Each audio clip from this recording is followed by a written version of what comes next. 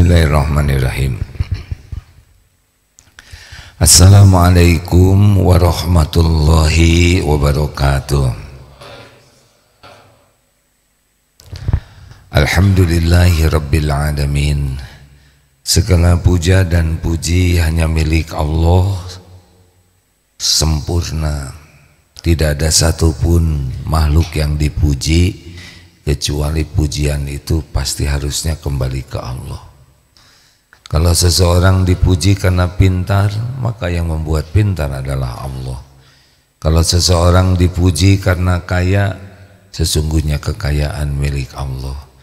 Kalau seseorang dipuji karena apapun yang dia miliki, sesungguhnya semua yang dimiliki adalah milik Allah. Alhamdulillahi rabbil alamin.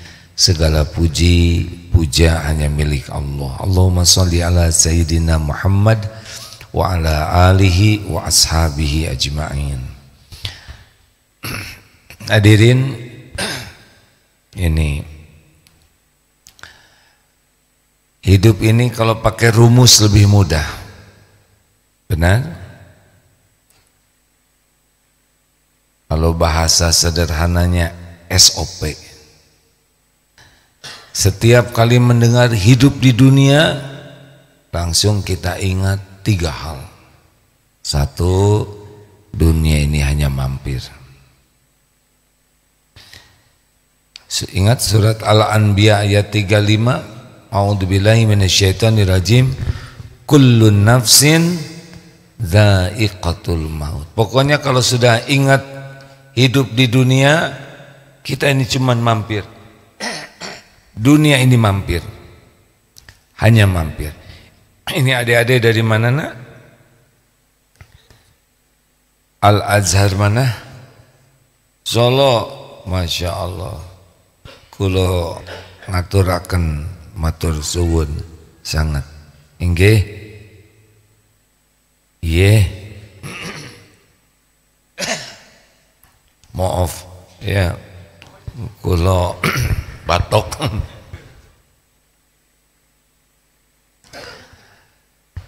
Hidup di dunia hanya mampir. Kita sedang antri. Antri apa? Manusia sedang antri. Antri apa? Antri jemputan. Siapa yang jemput? Malaikat maut atas perintah Allah. Apakah semua ajal sudah ditetapkan? Sudah. Jadi kita lagi antri nih. Tidak ada satupun di antara kita dimanapun, kullu nafsin dha'iqatul maut. Setiap yang bernyawa pasti merasakan maut. Hari demi hari, semakin dekat atau semakin jauh dengan saat pulang? Semakin dekat. Apakah meninggal harus tua? Tidak. Adakah bayi yang meninggal? Balita meninggal ada tidak? Anak-anak meninggal? Remaja meninggal ada? Ada tidak? Darut Tauhid, beberapa santri sudah wafat. Apakah guru bisa meninggal? Bukan bisa, pasti.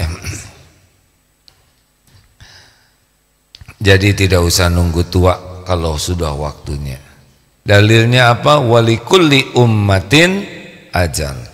Fa idza jaa ajaluhum la yastakhiruna sa'atan wala yastaqdimun. Ini pengulangan bahwa kita ini pasti mati dan kita tidak tahu kapan mati. Jikalau sudah waktunya tiba, kapan sih kita ditetapkan? Ajal kita 120 hari di rahim ibu dulu. Udah ditetapkan ini. AA tanggal berapa, jam berapa, di mana, dengan cara apa? 1 waktu, 2 tempat, 3 cara. Ya. Tugas kita apa tentang kematian ini? Sekuat tenaga berusaha husnul khotimah. Apa arti husnul khotimah? Akhir yang baik. Karena kita tidak tahu kapan kita berakhir, supaya akhirnya baik, bagaimana caranya?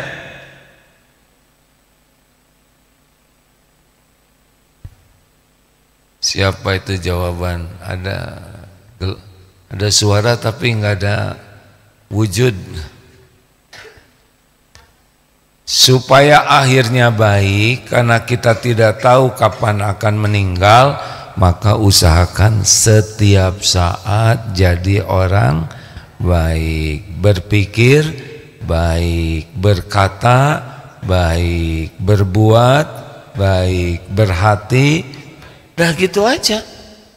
Jadi itu rumus kalau ingin husnul khotimah, jadi orang baik setiap saat. Apapun yang terjadi di dunia ini, konsisten saja. Wa ahsinu innallaha yuhibbul muhsinin. Jelas? Jadi ingat, apakah ulang tahun bisa perayaan apa ulang tahun? Ulang tahun itu perayaan apa?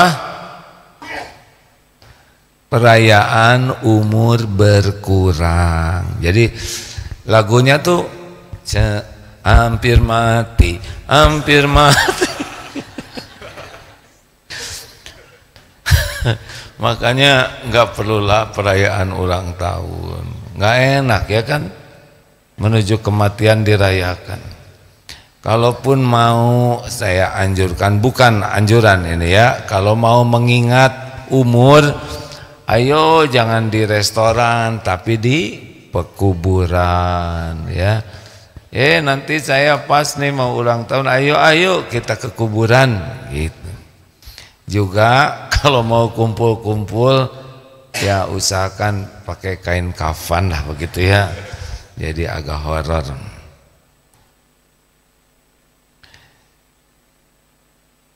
Dua, apa sih di dunia ini? Dunia ini sepenuhnya adalah, jawab, ujian. Jadi jangan merasa ujian itu waktu susah. Ketika dapat lulus kuliah, ujian. Tamat sekolah, ujian. Belum punya jodoh, ujian. Sudah punya jodoh, ujian. Belum punya anak, sudah punya anak, banyak anak, begitulah ya. Sakit, sehat, ujian. Jadi ingat, wa nabluukum bisyarri wal khairi fitnah. Dan kami mengujimu dengan keburukan dan kebaikan sebagai cobaan yang sebenar-benarnya. Jadi susah hafal Quran, ujian. Yang mudah hafal, ujian. Ingat baik-baik ya, bahwa hidup ini memang ujian. Sepenuhnya tiap waktu kita diuji. Jadi kita tidak usah heran. Apa persamaannya ujian? Semua ujian untuk menaikkan derajat.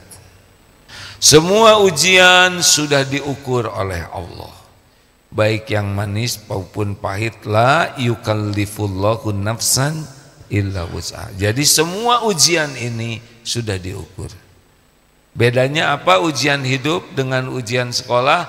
Kalau ujian sekolah harus dikerjakan sendiri, kalau ujian hidup harus dekat dengan Allah dan Allah yang nolong.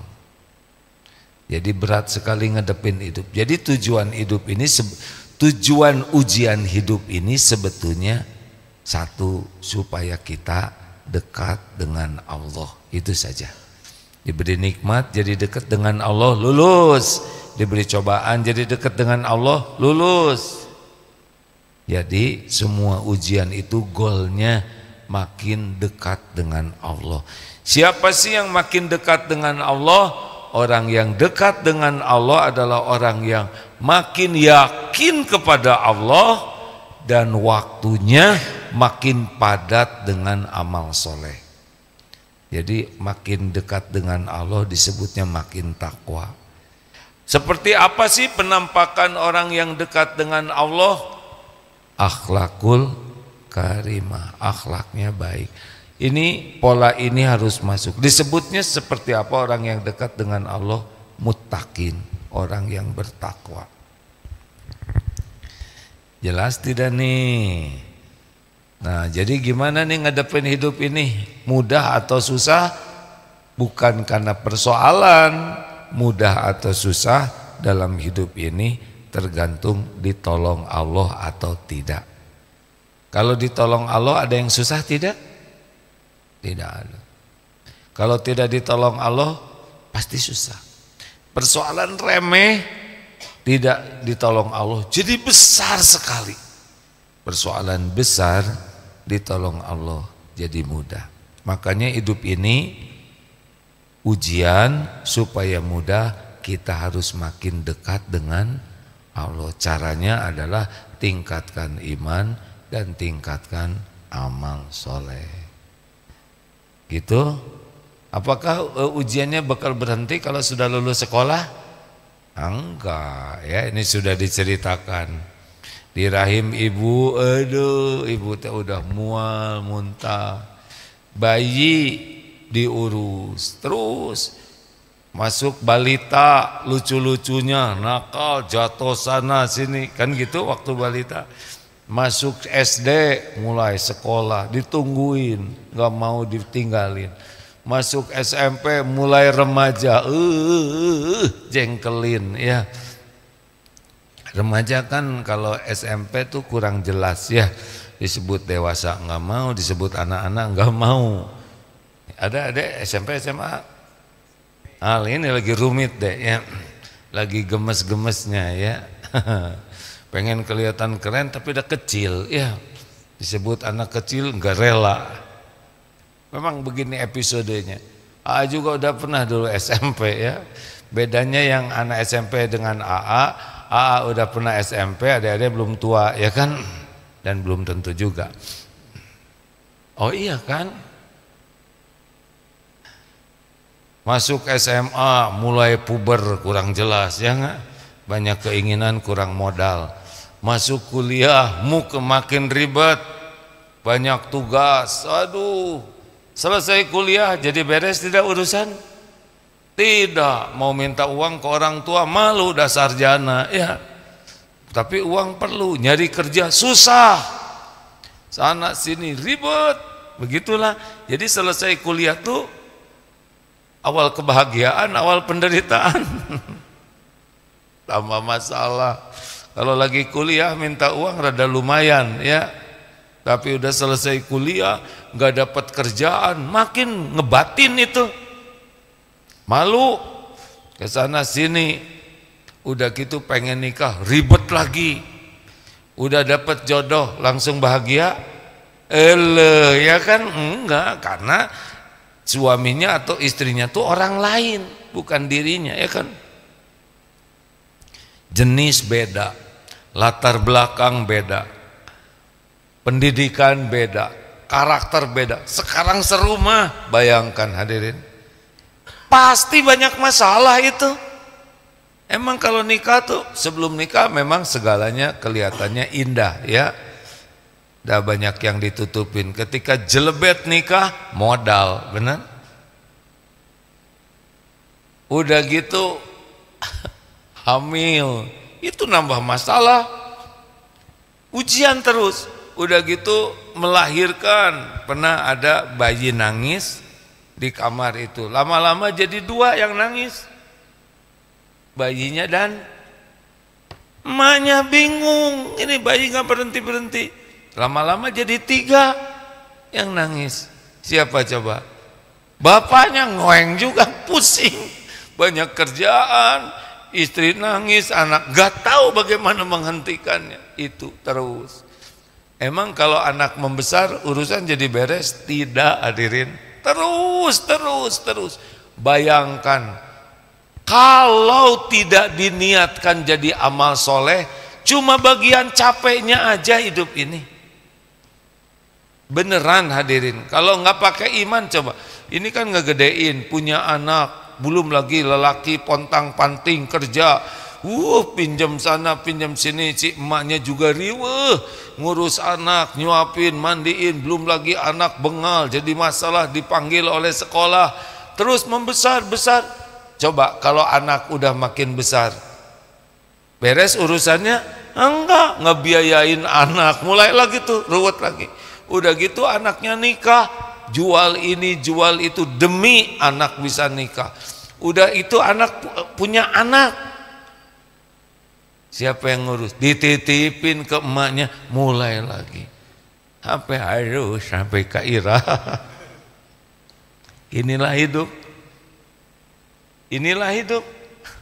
Ini kan masa keemasan, ya enggak? Benar enggak sih yang diceritakan barusan, Pak? Betul. Enggak kerasa, makin lama kita makin reyot, makin peot ya. Bayangkan kapan bahagianya? Terus saja ujian sampai kita mati.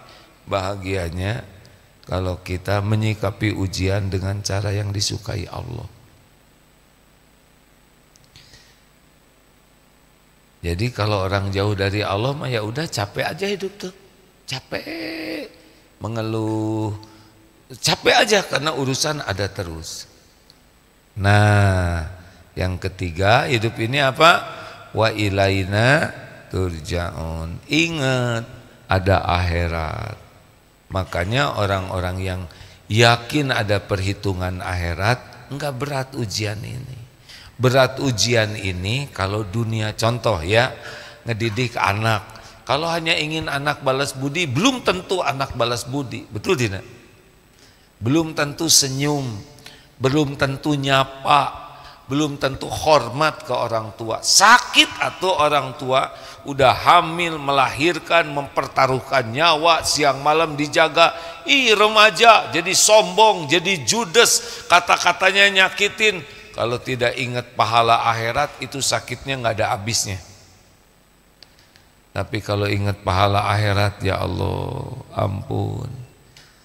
Semua anak-anak begini karena dosa saya belum jadi ibu yang baik, belum jadi bapak yang baik. Jadinya ingat, oh ini berpahala. Kalau saya sabar ada ganjarannya. Kalau enggak ingat perhitungan akhirat, hanya sibuk dengan dunia, capek. Makanya ingat wa ilaina turja'un. Ingat dunia nunggu mati, seluruhnya ujian, dan semuanya nanti ada penilaiannya di sisi Allah. Kalau enggak ingat ada penilaian akhirat, balasan akhirat, ujian ini berat. Karena tidak selalu cocok dengan keinginan di dunia ini. Ya kan? Ingin banyak uang, yang terjadi banyak cicilan, ya. Ingin mudah, naksir sama si itu, kita mau sama dia, ternyata dia mau muntah. Kan beda-beda. Oh serius? Kalau hidup ini semuanya cocok, menarik enggak? Tebak. Jawab adik-adik. Kalau hidup ini semuanya cocok dengan keinginan, kira-kira menarik enggak hidup ini? Kacau. Coba misalkan ada seorang akhwat, ini ikhwan pada seneng nih sama akhwat ini, ada sekitar 500 orang pengen jadi suaminya dan terkabul. Coba ingat, bisa pejet itu. Benar? Semua orang pengen kaya, kemudian diijabah, udah ini kan pasti pengen banyak uang, terjadi saja dikasih banyak uang, urusan beres tidak? Itu sampah numpuk di jalan, gak ada yang mau jadi tukang sampah. Mau ngapain banyak uang jadi tukang sampah? Sekolah gak ada guru, semuanya mau bikin kampus. Karyawan, bos lagi apa? Lagi ngetik. Mana karyawan? Gak ada, semuanya keluar mau bikin perusahaan. Tentara, serbu, kata komandan, serbu aja sendiri, ya gak?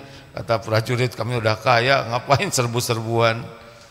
Nggak ada pembantu, nggak ada, berantakan. Ini mau sehat? Adik-adik mau sehat semua? Kalau terkabul semuanya sehat, apa yang terjadi? Jawab. Dokter saling menyuntik, betul tidak? Habis kesiapan, nggak ada pasien. Rumah sakit sepi, nggak ada pasien. Apotek tutup, pabrik obat bangkrut, fakultas kedokteran nggak ada mahasiswanya, kan? Departemen kesehatan bubar, sakit lah ya, sakit sesekali. Gimana? Karena ada yang profesinya dokter, perawat, ada apotek, ada banyak pabrik obat, ada yang nanam obat-obatan. Kalau enggak repot. Jadi coba semuanya kan pengen jadi pejabat, semua jadi pejabat. Apa yang terjadi? Kacau. Oh, ini semua pengen jadi direktur, kacau. Jadi udah begini hidup ini ya. Banyak uang, ujian. Uangnya sedikit, jalanin aja. Yang penting diberi nikmat syukur, diuji sabar ya. Ini pasti nenek ingin awet muda, betul tidak Nek? Sekarang kalau nenek terkabul awet muda, jadi kembar dengan cucu, mau apa? Yang mana ya cucu? Saya kata nenek. Jadi harus siap dengan kenyataan hidup ini memang tidak selalu cocok karena semuanya adalah ujian. Nah, ada 4 rumusnya. Maaf ya, ini mengulang karena ini banyak santri baru tamu. Ada 4 aja ilmu kuncinya. Masih ingat? Kalau dapat nikmat, apa kuncinya? Syukur. Jadi harus paham syukur, harus latihan syukur. Karena di sini akan jadi kebaikan. Semua nikmat itu tidak jadi kebaikan kecuali kalau syukur. 2, giliran diuji dengan kepahitan apa? Sabar. Kita harus belajar ilmu sabar, harus berlatih sabar. Sabar ketika menjauhi maksiat, sabar ketika taat, sabar ketika kena musibah, dan sabar menyikapi perkataan yang tidak enak dari orang lain. Ini tambahannya. 3, kalau berbuat baik kuncinya ikhlas. Harus belajar ikhlas, paham ikhlas, latihan ikhlas. Tanpa keikhlasan berat hidup ini. Orang ikhlas tuh enggak ribet hidupnya, cuma ya Allah semoga engkau terima. Ibu masak, semoga ya Allah terimalah masakan ini. Ya Allah saya membahagiakan suami, membahagiakan istri, semoga engkau ridho. Ya Allah saya ngurus anak, semoga engkau ridho. Saya memuliakan tamu, semoga engkau ridho. Ya Allah saya silaturahim, semoga engkau ridho. Ya Allah saya belajar, semoga engkau ridho. Gitu aja. Udah enggak ribet dengan penilaian orang, enggak ribet dengan pujian, tidak ribet dengan penghargaan, tidak ribet, udah selesai. Udah selesai. Nah, orang ikhlas mah pikirannya mah Allah nerima pahala akhirat. Izin udah tersambung dengan Ustadz Miftah. Oh ya, makasih. Sudah tersambung? Beliau sudah mulai acara? Sudah. Oh ya, terima kasih. Kawan-kawan bagi yang akan menyimak pelajaran dari Pak Kiai Miftah Farid, silakan simak di MQFM 102,7 Bandung. Ini acara kita ini hampir berbagai platform media sosial ya, ada ngik-ngok, ada gitu ya. Karena kalau disebut nama yang lain bisa diblokir, jadi dimodifikasinya begitulah ya. Silahkan di aja ditonton maksudnya. Sampai di mana nih? Dan yang keempat, kita pasti bikin salah. Kuncinya apa yang keempat? Bukan tobat. Segera tobat. Ada satu di atas tuh bintang kelas. Benar, segera tobat. Jangan dilambat-lambat. Wasari'u ila magfiratim mir rabbikum wa jannatin arduwas samawati wal ardu uiddat lil muttaqin. Bersegeralah kepada ampunanmu dan sorga yang luasnya seluas langit yang bumi, yang disediakan bagi orang yang bertakwa. segera tobat, segera tobat. Kalau orang segera tobat biasanya nanti mudah sedekah, mudah menahan marah, mudah memaafkan dan mudah berbuat baik. Ayat selanjutnya tadi Ali Imran 133, 134-nya begitu. Maaf, ini kembali pengulangan supaya kita tidak lupa rumusnya seperti itu. Ada rumus lain dalam hidup, ada. Al-Isra ayat 7. In ahsantum li anfusikum wa in asatum falaha. Jika kamu berbuat baik, kebaikan itu untuk dirimu sendiri. Jika kamu berbuat buruk, untuk dirimu sendiri. Jadi kita harus sadar betul, kalau kita nolong orang, yang untung siapa? Jawab, diri sendiri kalau ikhlas. Kalau kita mengucapkan salam, yang untung siapa? Diri sendiri. Kalau kita sedekah, yang paling untung siapa? Ya, kita, nggak ada urusan. Makanya kalau mau berbuat baik terus aja, karena yang untung kita. Orang lain dapat untung, alhamdulillah. Tapi yang paling beruntung kita.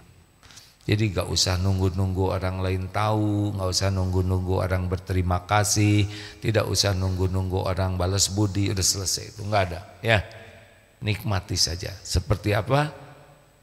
Matahari hanya memberi, tak harap kembali. Bagi sang surya, kasih ibu, nah, terus ya. Atau seperti apa? Jantung berdetak tiap saat, tidak pernah overacting, berdegup tiap waktu, terus ya. Dan ingat, kalau kita berbuat jelek, siapa yang rugi? Diri sendiri. Allah melihat tidak kalau kita maksiat? Malaikat mencatat tidak? Ada balasannya tidak? Ketukar tidak? Tidak. Jadi siapa yang paling mengancam diri kita? Diri sendiri. Yang membuat kita menderita siapa? Ya, diri sendiri. Mana yang bahaya? Omongan orang, omongan diri sendiri. Mana yang bahaya? Kejelekan orang lain, kejelekan diri sendiri. Bagus. Kalau sudah begitu kita tahu. Ini rumus. Jadi setiap bicara nih, seperti sekarang A bicara, ini balik ke A nih. Kalau ada ujubnya, ada riaknya, ada gibahnya, balik. Oleh karena itulah, ini rumus harus dipahami betul. Tidak ada satupun perbuatan kecuali kembali ke diri kita sendiri. Jadi siapa yang bertanggung jawab agar kita bisa bahagia dan selamat? Nah, siapa yang membuat kita sengsara dan celaka? Bagus. Kalau ini kepegang, maka kita udah nggak ribet hidup ini. Dimanapun, kapanpun berusaha baik. Walaupun orang lain kurang baik ke kita, kita mah baik aja terus. Udah kembali ke kita.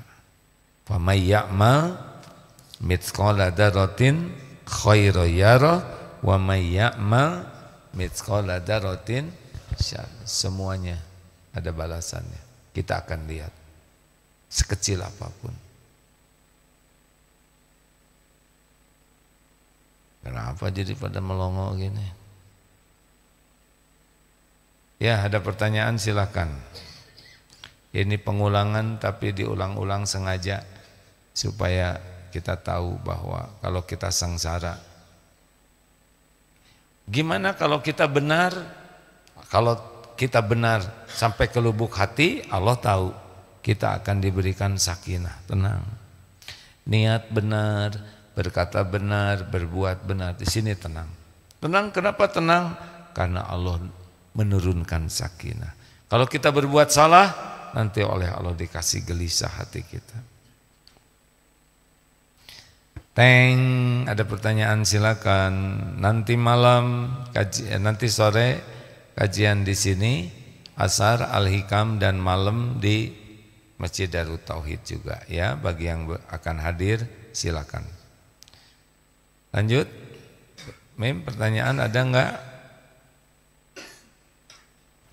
Belum. Dari masjid. Kalau gitu kita istirahat aja, enak udah. Semuanya tidak mau menyusahkan. Ada rumus lain dalam hidup, baik rumus tambahan menghadapi musibah ya. Ketika ada kejadian yang tidak cocok, bagaimana SOP-nya? Mulut kita mengatakan apa? Bukan begitu. Kalau ada yang tidak cocok gimana? Inna lillahi wa inna ilaihi raji'un. Alladzina idza asabathum musibah qalu inna lillahi wa inna ilaihi raji'un. Jadi kalau ada musibah bukan meninggal, ada yang itu sakit, innalillahi, belum mati, enggak usah nunggu mati.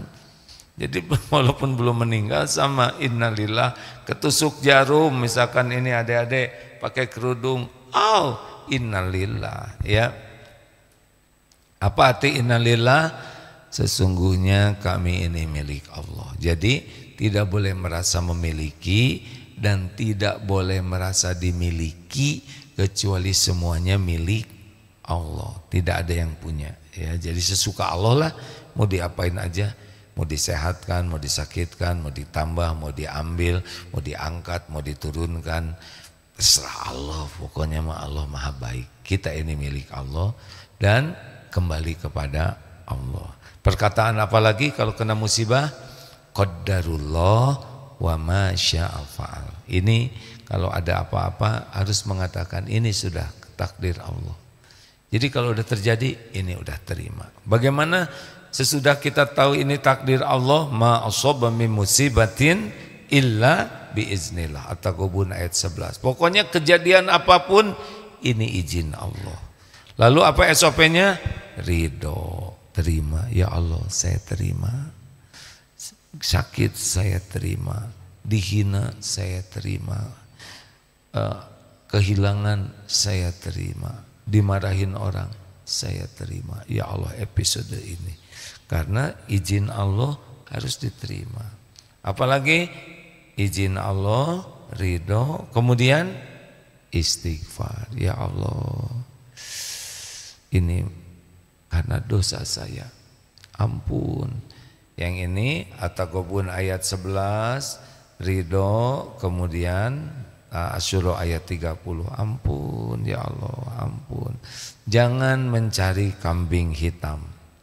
Orang nyopet, nyakitin, menghina, marahin kita dan sebagainya, itu cuman alat dari Allah sampainya ujian ke kita ya. Obatnya adalah istighfar. Astagfirullah, ampun ya Allah, ampun. Tadi saya banyak bicara, aduh astagfirullah. Tadi kata-kata saya sia-sia, astagfirullah. Cari dosa. Pokoknya kalau ada apa-apa, tobat. Udah tobat apa? Syukur. Kenapa syukur? Ini rumusnya ya. Kalau ada kejadian, ini terjadi izin Allah, terima takdir, tobat, syukur. Kenapa syukur? Karena banyak. Contoh sakit gigi, jangan hanya ke gigi aja. Hidung sehat, mata sehat, badan sehat. Alhamdulillah. Jadi sambil kita istighfar, sambil syukuri nikmat lainnya.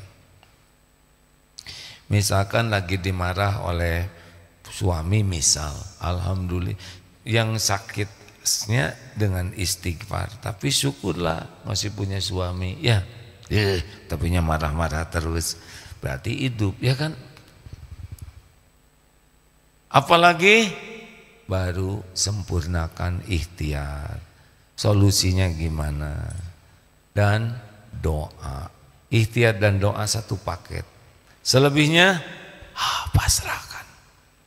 Ini ngebayangkan di Palestina ya, sekarang katanya mau diambil alih oleh Entrum, kemudian ini mau nyerbu. Kalau yakin ke Allah pasti baca ayat ini. Saya yakin orang Palestina yang kuat iman pasti mengucapkan ayat ini, At-Taubah ayat 51. Qul la yusibana illa ma kataballahu lana huwa maulana wa 'alallahi falyatawakkalul mu'minun. Katakanlah sekali-kali tidak akan menimpa kepada kami kecuali apa yang Allah tetapkan untuk kami. Dialah Allah pelindung kami dan kepadanya lah orang-orang beriman bertawakal.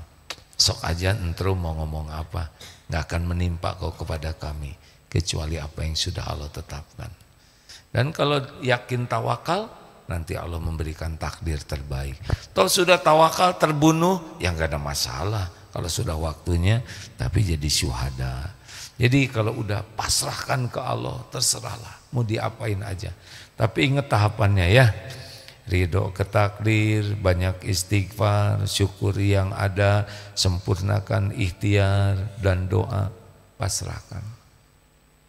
SOP ini pakai, jadi kalau ada apa-apa tuh jangan, gara-gara itu, coba kalau saya, sudah terima aja. Dah, nggak ada yang nanya lagi nih. Dari medsos AA. Izin bertanya, bagaimana menghadapi pemimpin yang zolim? Apakah kita harus lawan atau diam saja? Pemimpinnya yang mana? Gini, menghadapi kebatilan ada 3. 1, kalau bisa tolak dengan tangan. Sehingga kebatilan itu, kezoliman itu berhenti. Yang kedua, kalau enggak sanggup pakai tangan, pakai lisan. Kalau enggak sanggup pakai lisan, di hati. Nah, ini sangat beragam ya, disebut pemimpin zolim itu siapa, di mana, skala apa. Tapi setiap ada kezoliman, kita harus ada upaya mencegah kezoliman itu terjadi. Tolonglah orang yang dizolimi dan tolong orang yang berbuat zolim. Bagaimana menolong orang yang berbuat zolim? Cegah kezolimannya. Ini ada bahasan yang harus lebih luas, tidak sesederhana jawaban ini ya, karena pemimpinnya juga skalanya macam-macam, kezolimannya juga skalanya macam-macam, sehingga solusinya juga ada skalanya. Silakan. Mana mikrofonnya, Pip, tolong. Ya. Bismillahirrahmanirrahim. Assalamualaikum warahmatullahi wabarakatuh, Ustadz. Waalaikumsalam warahmatullahi wabarakatuh. Nama saya Zahra dari Deki 118. Sebelumnya saya udah pernah nanya, tapi mau nanya lagi gitu. Jadi itu udah nanya lagi. Udah pernah dijawab. Tapi beda pertanyaan. Gitu. Oh. Jadi di tempat saya bekerja ini tuh memang apa ya? Banyak banget case-case kayak korupsi, selingkuh seperti itu satu sama lain seperti itu ya. Nah, dan di sini tuh kayak dinormalisasikan gitu. Jadi kayak teman-teman saya juga bilang ya udah biarin aja urusan orang gitu. Padahal korupsi itu kan hal yang apa ya, parah ya Ustadz ya kalau misalkan dinormalisasikan gitu, bisa jadi karakter yang berkarat gitu ya. Nah, gimana sih Ustadz kita tuh kalau misalkan ingin bersuara, ingin speak up seperti itu, apakah kita itu salah atau disebut sebagai ngurusin hidup orang atau sebagaimana gitu. Nah, terus gimana kalau kita mau speak up tapi ternyata orang itu ngancem kita gitu. Dia berusaha untuk nyebarin aib-aib kita atau fitnah kita gitu. Terima kasih Ustadz. Wassalamualaikum warahmatullahi wabarakatuh. Sebetulnya niat nyebut kita, tapi saya gitu ya, yang kalau aib kita gimana? Saya jadi ikutan. Tapi memang pada umumnya kalau bicara suka nyebut kita tuh tidak ada niat untuk ngajak yang lain ya. Untung pertanyaannya rada ringan ya, aib-aib kita. Saya juga jadi stres. Tadi pertanyaannya apa? Oh, kalau kita bisa mengubah itu paling bagus. Kalau kita di sana dan jadi terbawa, harus hijrah. Ada namanya solih, dia baik. Orang tidak terganggu oleh kebaikan dia aman. Walaupun lingkungannya nggak baik, tapi orang yang baik buat dirinya sendiri itu cenderung tidak diganggu. Ada namanya muslih, dia baik dan ngajak orang lain baik. Ini pasti ada lawannya. Ketika Rasulullah belum dakwah tauhid, orang suka semua kepada Rasul. termasuk orang jahiliyah itu, karena baik sekali akhlaknya. Tapi ketika Rasulullah jadi Rasul, beliau baik dan ngajak orang lain baik, mulai ada terganggu. Konsekuensinya biasa gitu. Jangan aneh ada orang yang sebel ke kita, menghina, memfitnah, ngejatuhkan. Ya itu memang kayak gitu. Kalau mau amar ma'ruf nahi mungkar. Kalau di sana rusak, hijrah. Jangan bertahan karena rezeki, uang. Karena pindah dari sana nanti Allah ngasih juga kok rezeki. Emang harus di sana? Hah? Enggak kan? Tapi ini karir apa ya enggak? Yang harus dipertahankan tuh iman dan amal soleh. Kalau kerja di sana kita bisa ngajak orang berubah, bagus. Tapi selama di sana kita jadi terkontaminasi, iman jadi rusak, amal jadi rusak, hijrah. Nah gitu. Baik Ustadz, terima kasih. Jangan ragu ya. Dimanapun kerja tetap yang ngasih rezekinya cuma satu, Allah. Oh saya waktu itu hijrah, kemudian saya jadi nggak dapat kerjaan sehingga jual ini jual itu. Sangat boleh jadi yang dibeli itu dari uang yang kurang berkah, sehingga oleh Allah dibersihkan dulu. Nanti pada waktu titiknya tertentu dikasih lagi. Ada kok rezeki. Baik, pertanyaan selanjutnya.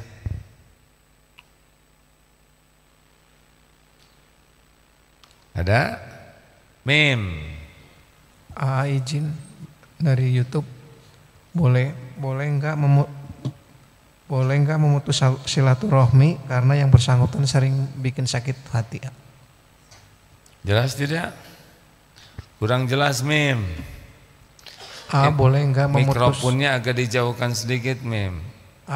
Boleh enggak memutus silaturahmi karena yang bersangkutan sering bikin sakit hati? Jangan memutus silaturahim, nggak usah ketemu aja.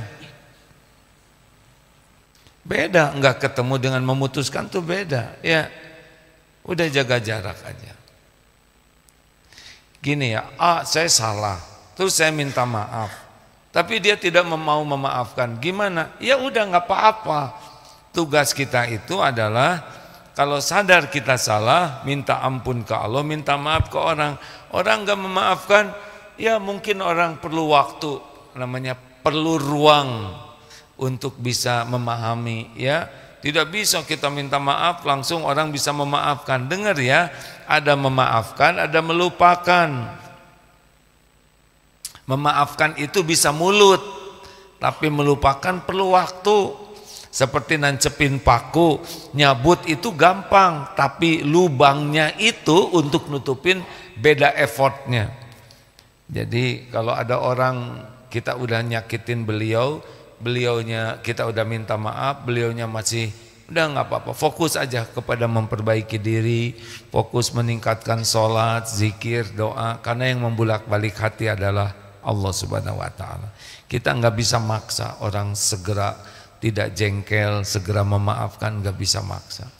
Yang harus kita push adalah diri kita jadi baik. Terakhir.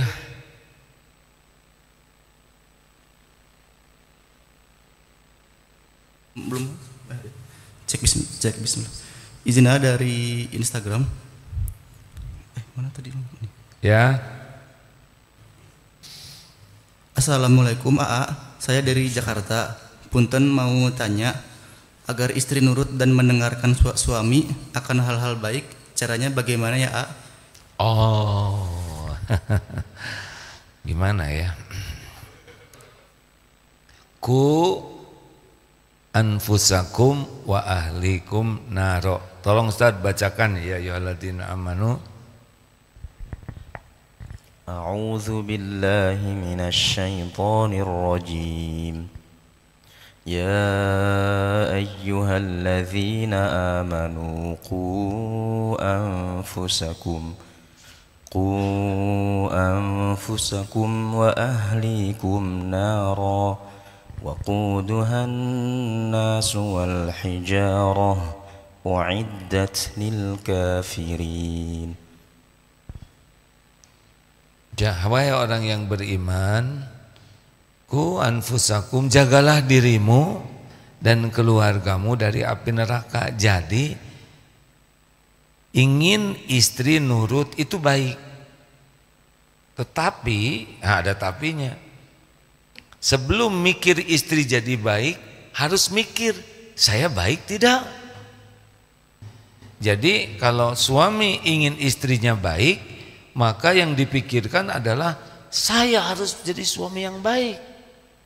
Karena yang bisa membulak-balik hati istri adalah Allah. Dan Allah melihat kelakuan, ini lagi cerita kita lelaki ya. Para suami, Allah tahu nih suaminya, akhlaknya, bicaranya, ibadahnya, semangat menuntut ilmu. Jadi suami ingin istrinya jadi baik itu boleh, tapi yang lebih harus diinginkan suami adalah diri jadi baik. Saya harus jadi suami yang baik. Allah ngelihat kelakuan saya, Allah tahu isi hati saya. Berusahalah jadi suami yang baik. Apa yang ingin ada pada istri, adakan pada diri. Ingin istri sopan, kita yang sopan. Ingin istri jujur, kita yang jujur. Ingin istri tidak ngungkit-ngungkit, kita jangan ngungkit-ngungkit. Pokoknya sekuat tenaga dan lakukan ini lillahi ta'ala sebagai amal soleh. Perkara kapan ini pasangan, ini bukan istri suami ya, terserah yang mana aja. Kalau istri yang sudah sadar duluan, udah jadi istri yang soleha aja dan gak bisa ngebalik-balik hati suami.